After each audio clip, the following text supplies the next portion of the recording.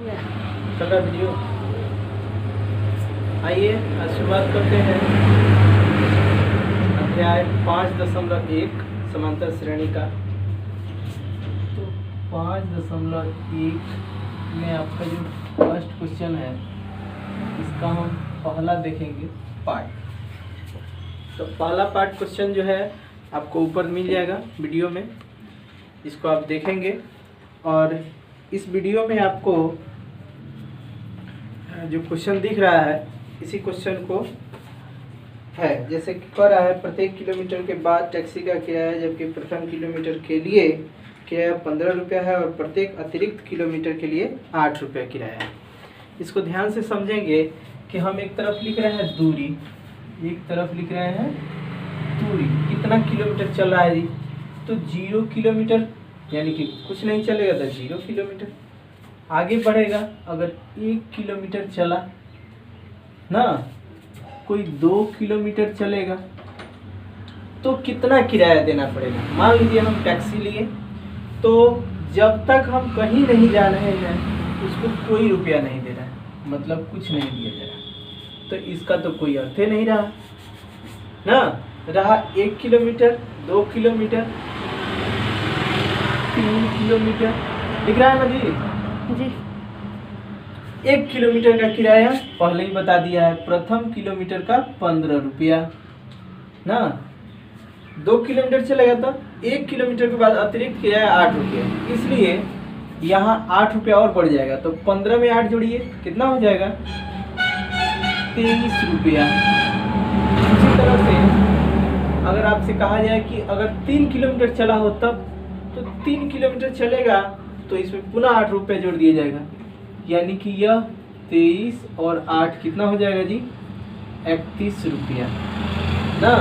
इस तरह से हमको श्रृंखला क्या मिल रहा है, तो हमको श्रृंखला मिल रहा है इस तरह से, श्रृंखला एपी क्या प्राप्त हो रहा है जी, 15 के बाद 23 के बाद 31।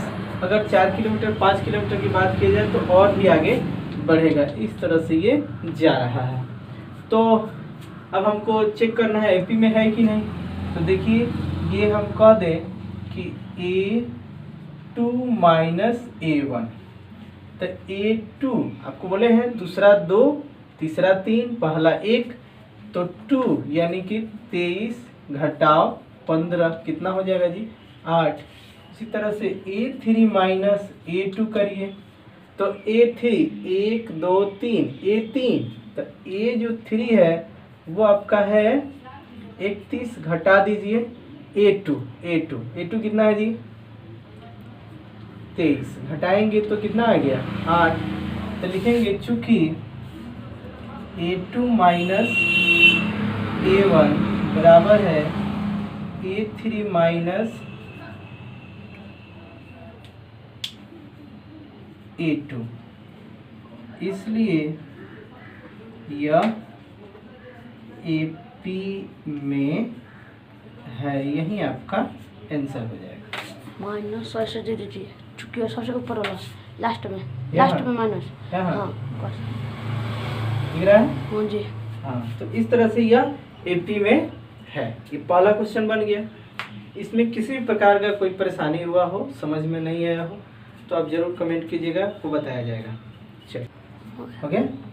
तो अब हम 5.1 का जो दूसरा क्वेश्चन है उस पर आ गए हैं, और दूसरा क्वेश्चन भी आपको हम ऊपर है तो लिखा है किसी बेलन में उपस्थित हवा की मात्रा जबकि वायु निकालने पर पंप प्रत्येक बार बेलन की शेष हवा का 1/4 भाग निकाल देता है।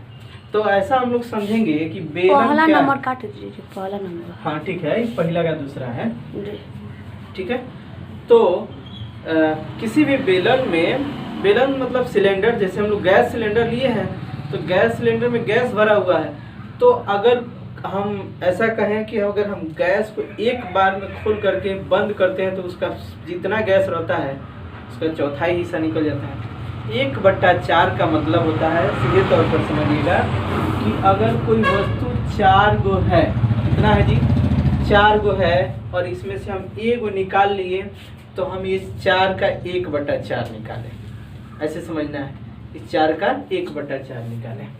ये 1/4 का मतलब है नीचे वाला कुल और ऊपर वाला जो है आपका निकाला गया भाग है। तो 4 में से 1 निकलेगा तो कितना बचेगा? 3। 4 में से 1 निकलेगा तो 3। अब हम समझते हैं कि क्या करेंगे। चलिए मानते हैं क्या है जी। तो माना कि सिलेंडर में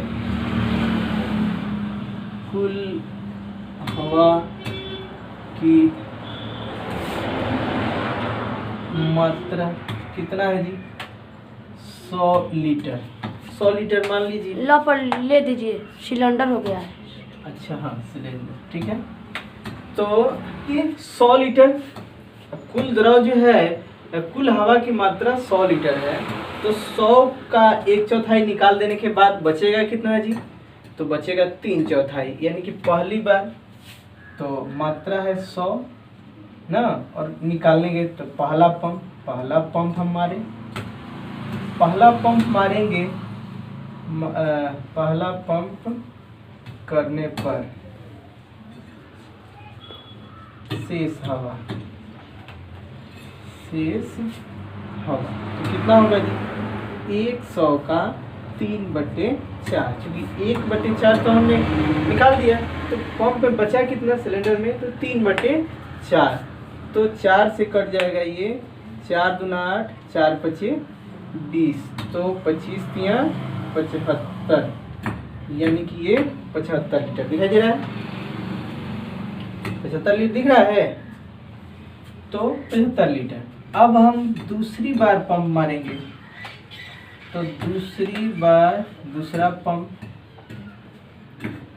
करने पर शेष हवा, तब देखिए इस बार हमारे पास 100 लीटर नहीं है, 100 लीटर के बदले 75 लीटर है। कितना है जी? 75 लीटर। तो 75 का 3/4 निकालें। 75 का 3/4, तो देखिए ये कितना हो रहा है? 4 एकम 4, 4 एकम 4, 3 35, 4/32, 3 दशमलव दे देंगे 30, 4 7 28, 4 5 20। तो इस प्रकार से ये हो जाएगा हमारा 3 5 15 हासिल 1, 3 7 21, 1 22 का 2 हासिल 2, 18 3 54 और 2 56, 56.25 लीटर हमने प्राप्त किया। तो अब हम श्रृंखला की बात करें।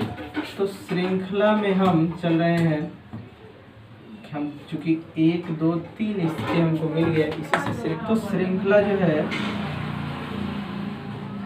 श्रृंखला में चल रहा है। तो पहला हमको मिल गया, हमने लिया था 100 लीटर, उसके बाद ये हो गया है 75 लीटर, उसके बाद ये हो गया है 56.25 लीटर।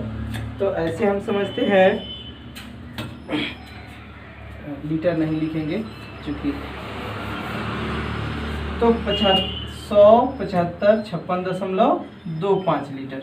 अब इसमें क्या है? अब श्रृंखला से हम निकालें, अगर बात करें A2 माइनस A1, तो A2 माइनस A1 क्या होगा? A2 75 माइनस 100, ये हो जाएगा -25 ना। फिर A3 माइनस A2 करें तो A3 कितना है जी? 56.25 घटाओ A2 75 घटा दीजिए। तो सबसे पहले तो बड़ा है तो ये हो जाएगा माइनस ना, और दशमलव देंगे तो दशमलव के बाद यानी कि 10 में से 5 जाएगा 5, ये हो जाएगा 9, 9 में से 2 गया 7, दशमलव दे दीजिए, ये बच गया 4, तो 4 में से 6 जाएगा तो 14 में से 6 गया 8, ये हो जाएगा 6, 6 में से 5 गया 1, 18.17। तो हम देख रहे हैं, यहाँ लिख सकते हैं, चूँकि नीचे दिख रहा है A2 माइनस A1 बराबर नहीं है A3 माइनस A2, इसलिए यह ए पी नहीं है। दिख रहा है टोटल? टोटल दिख रहा है ना? हाँ। तो ऐसे हम समझ रहे हैं आप लोगों को कि सबसे पहले हम मान लेंगे, एक भी मान सकते हैं कि हवा की मात्रा 1 है, 2 है, x है, अपनी अपनी जगह है। हमने तत्काल आपको अंक पर समझाने का प्रयास किया है, इसीलिए हमने 100 लीटर लिया है। तो हवा की मात्रा 100 लीटर है, पहली बार पंप करेंगे तो इसमें से 75 लीटर बचेगा, यानी कि 25 लीटर साफ हो जाएगा, निकल जाएगा बाहर। दूसरी बार पंप करेंगे तो 75 लीटर का लगभग 3/4 जो हिस्सा होगा वो होगा 56.25। इसका मतलब है 18.75 लीटर हवा निकल जाएगी। तो इस प्रकार से हम देख पा रहे हैं कि पहला में अंतर 25 का और दूसरा में -18.75, -25 -18.5। किसी भी अंक को रखिएगा तो A2 - A1 बराबर नहीं होगा A3 - A2, इसलिए ये P नहीं है। तो एक का तीसरा पर हम आ गए। प्रत्येक मीटर की खुदाई के बाद एक कुआं खोदने में आई लागत, जबकि प्रथम मीटर खुदाई की लागत 150 रुपया है और बाद में प्रत्येक मीटर की खुदाई की लागत 50 रुपया बढ़ती जाती है। कोई कुदलवा है, मिट्टी कोड़ने वाला है ना, तो वो कह रहा है कि आपके गड्ढे को कोड़ेंगे, अगर पहला 1 मीटर कोड़ दिए, 1 मीटर अगर कोड़ दिया तो 150 रुपया लेगा। लेकिन 1 मीटर से अधिक कोड़वाइएगा तो उसको ऊपर से घास फूस हटाना नहीं पड़ेगा, कंकड़ पत्थर हटाना नहीं पड़ेगा, इसलिए नीचे के जो लेगा उसमें आपको 50 रुपया ही लेगा।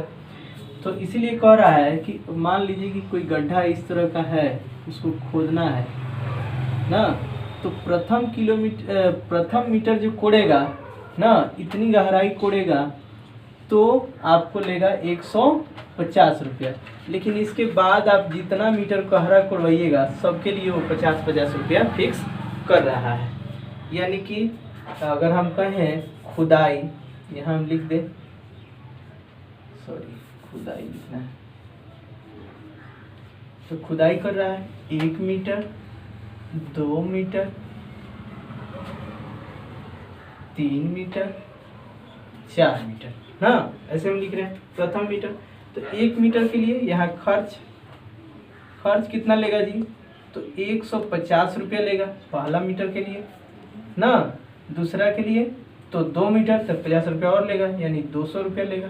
तीसरा के लिए 250 रुपया लेगा। चौथा के लिए 300 रुपया लेगा। 50-50 रुपया बढ़ते जाएगा ना।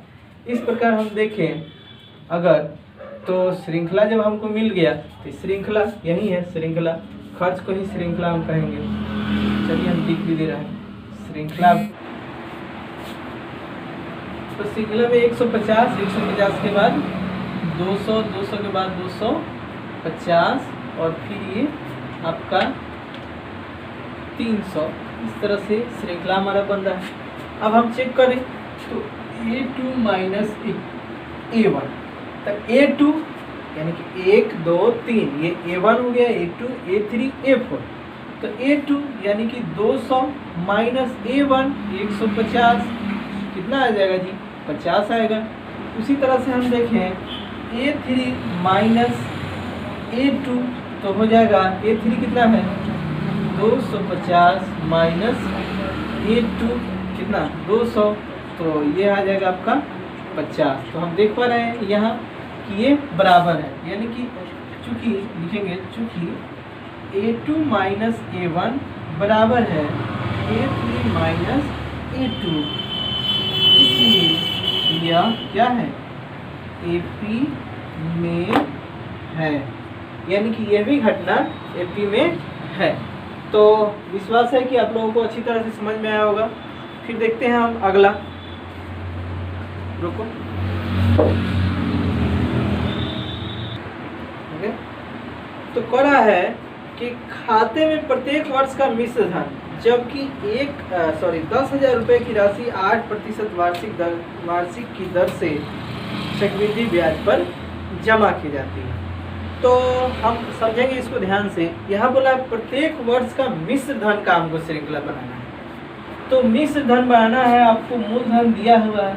मूलधन कितना है जी, मूलधन है 10,000 रुपया ना, और दर है आपका, दर दिया हुआ है 8%। आपसे कह रहा है चक्रवृद्धि ब्याज होना चाहिए, क्या होना चाहिए जी? चक्रवृद्धि ब्याज। तो वर्ष के हिसाब से ना चक्रवृद्धि ब्याज बढ़ेगा। जैसे आपका प्रथम वर्ष तो वही रहेगा, यानी कि जब तक एक वर्ष नहीं पूरा हुआ है तब तक आपका रुपया 10,000 रहेगा। लेकिन एक वर्ष बाद ये कितना हो जाएगा जी? तो एक वर्ष का चक्रवृद्धि ब्याज और साधारण ब्याज बराबर होता है, इसलिए साधारण ब्याज के सूत्र से लगा दे रहे हैं। तो मूलधन गुना समय गुना दर होता है, यानी मूलधन हो गया समय 1 दर बटा 100, 1 2 कट गया। तो मूलधन गुना समय गुना दर बटा 100, तो 8 से गुना करें तो कितना हो गया जी? 800 रुपया ब्याज हो गया। तो ब्याज हो गया। तो मिश्र धन बराबर 10,000 जोड़ 800, यानी कि हो गया ये 10,800 रुपये। इसके बाद 2 वर्ष बाद तो 2 वर्ष बाद क्या होगा जी? तो 2 वर्ष बाद तो हम साधारण ब्याज के ही हिसाब से चल रहे हैं, क्योंकि हम मिश्र धन निकाल चुके हैं, इसलिए तो 2 वर्ष बाद जो मिश्र धन होगा वो क्या होगा? तो 10,800 का एक वर्ष में 8% की दर से ब्याज निकालें। तो 1 2 कट गया ना, तो ये हो गया 8 8 64 का 4 हासिल 6 8 0 0, यानी कि 6 8 एकम 8, 864 रुपया ब्याज आ गया। तो 864 का मिश्र धन क्या हो जाएगा? मिश्र धन बराबर होता है मूलधन प्लस ब्याज। तो 10,800 है, 10,800 प्लस 864, तो कितना हो जाएगा जी? 11,664, 11,664 मिला लीजिए।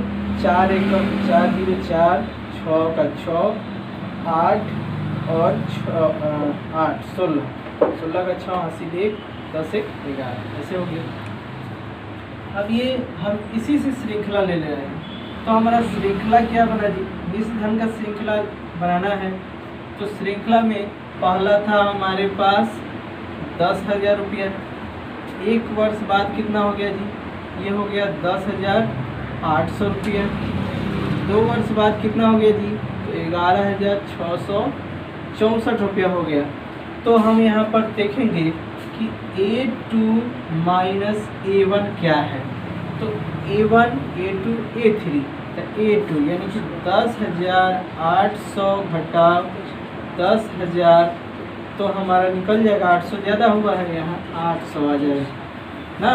उसी तरह से अगर हम निकालें A3 माइनस A2 तो हो जाएगा 11,664 घटा 10,800। A3 है, इससे घटा रहे हैं, तो ये कितना हो जाएगा जी? 864 ही तो होगा ना। अभी हम घटा चूँकि यहाँ पर जोड़े हुए हैं तो वहीं हम घटा रहे हैं, इसलिए हम बता दिए यहाँ कि हमारा कितना हो रहा है। तो यहाँ हम देख रहे हैं कि क्या है, दोनों बराबर है नहीं ना, तो इसलिए हम कह सकते हैं कि चूँकि A2 माइनस A1 बराबर नहीं है A3 माइनस A2, इसलिए यह AP नहीं है। तो उम्मीद है कि आप लोगों को ये पहला क्वेश्चन पढ़ है, कुछ भी नहीं, अगर पूछेगा भी तो हमको लग रहा है 1 से 2 नंबर, उससे ज़्यादा इसमें आपको अंक मिलने वाला नहीं है। लेकिन थोड़ा सा समझदारी रखिएगा, जितना कम नंबर का प्रश्न रहता है उतना ज़्यादा उलझने वाला रहता है, इसलिए सावधानी से चतुराई दिखाइए और बढ़िया से इसकी तैयारी कीजिए।